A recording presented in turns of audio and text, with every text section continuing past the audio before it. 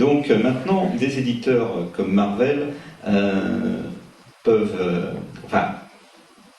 publient des comics avec des personnages gays réalisés par un auteur gay. Mais je peux vous dire que, en ce qui concerne la présence de personnages et de thèmes gays dans les bandes dessinées grand public, ce qu'on appelle aux États-Unis le mainstream, ça n'a pas toujours été comme ça.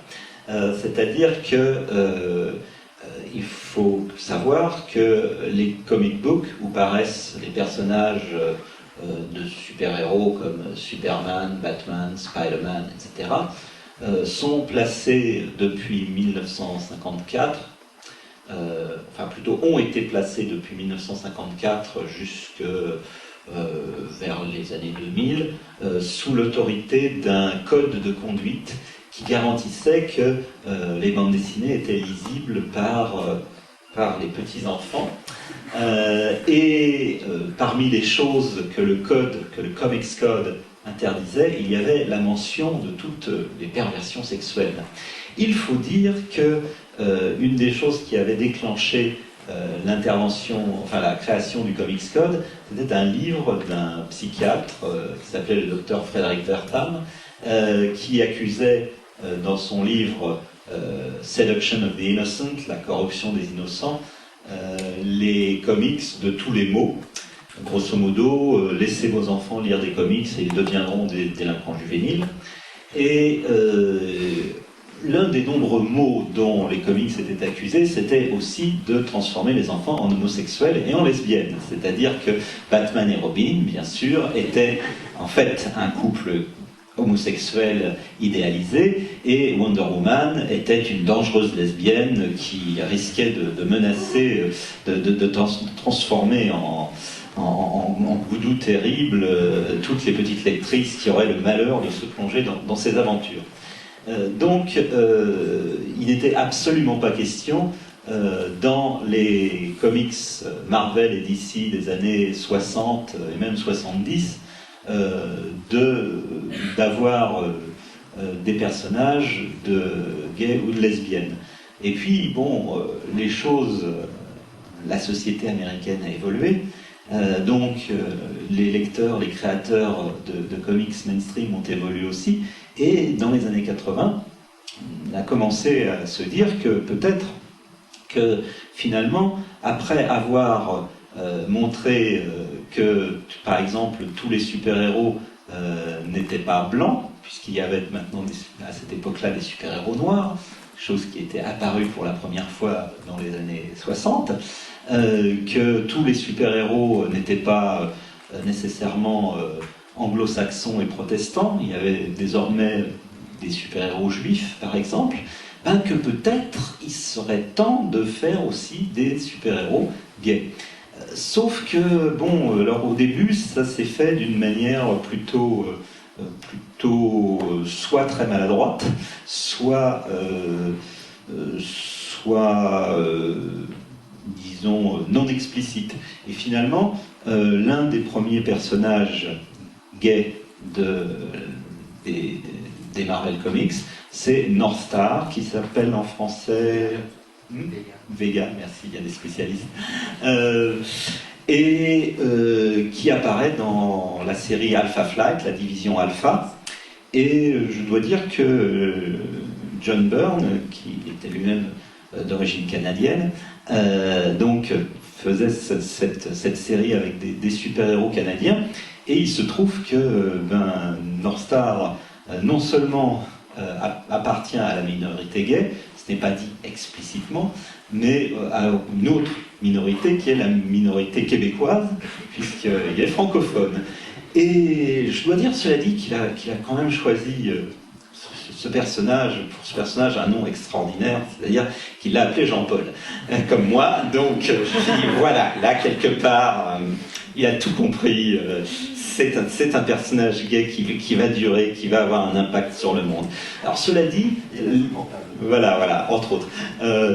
Cela dit, le personnage n'est pas explicitement gay pendant toutes les années 80. C'est-à-dire qu'il apparaît vers 1983, 84, quelque chose comme ça. Mais pendant toutes les années 80, il y a des allusions. Il y a également aussi un moment où il se met à tousser pour un oui, pour un non, et en fait l'idée c'était peut-être qu'il allait avoir le sida. Alors bon, le problème c'est que associer automatiquement l'homosexualité et le sida vers 87-88, c'était là pour le coup extrêmement maladroit, donc finalement l'éditeur et les scénaristes ont décidé que ben non, il n'avait pas le sida, mais en fait il était malade parce que c'était même pas un mutant, c'était un elfe venu d'Asgard, quelque chose comme ça. Donc tout ça était très, très, très compliqué. Et finalement, en 1991, 1991 ou 1992, en 1992, Northstar a fait son coming out dans un numéro d'Alpha Flight qui était le 106, qui était d'ailleurs une horreur absolue, scénario insupportable, dessin à la limite de vous donner envie de vous arracher les yeux, mais enfin au moins il disait « I am gay ». Et je dois dire d'ailleurs que c'était, même s'il y avait eu quelques autres personnages dans le mainstream dans les années 80, c'est la première fois qu'on disait dans un comic book « I am gay ». Et donc, Northstar est devenu un peu l'étendard, le porte-étendard des personnages gays et lesbiens dans la bande dessinée mainstream américaine. Mais au cours des années 90, il y en a eu pas mal d'autres. Et puis bon, actuellement, Northstar est mort au moins 2 ou 3 fois. Mais bon, là, maintenant, il se porte mieux comme beaucoup de héros. Et en fait, on peut avoir une liste assez longue de personnages LGBT. Il y a des listes qui sont publiées sur le net. So that Tim, for example, there's now a rather long roster of characters who are LGBT. There's even some internet resources where you can find lists of all of those. I think the gayleague.org, does that sound right? Has a very complete list of all the main characters and supporting characters. Et on trouve une liste assez longue de tous les personnages principaux et secondaires sur un site qui s'appelle gayleague.org. Donc gay comme gay, G-A-Y, et ligue comme la ligue, mais L-E-A-G-U-E.org.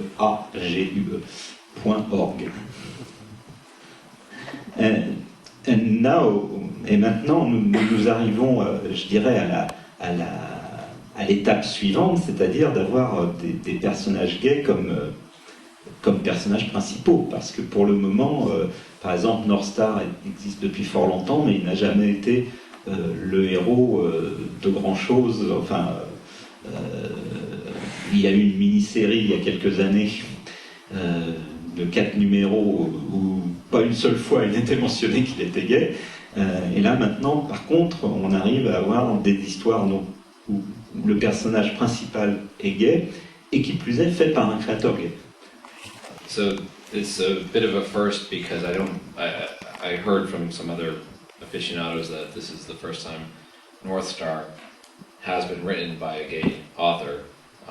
Also, it's the first time, they introduced a boyfriend a few months ago, but it's the first time he's had a boyfriend, and this is the first time he's been able to say, this is my boyfriend. Oui, donc c'est la première fois en fait que Northstar donc, est écrit par un auteur gay. C'est la première fois qu'en fait on présente officiellement son petit ami. Donc, est-ce que tu peux dire que véritablement il y a une évolution du mainstream vis-à-vis des gays? Ou est-ce qu'il y a encore des résistances? So can you say that there's really an evolution of mainstream comics towards gays, or are there still resistances? I mean, like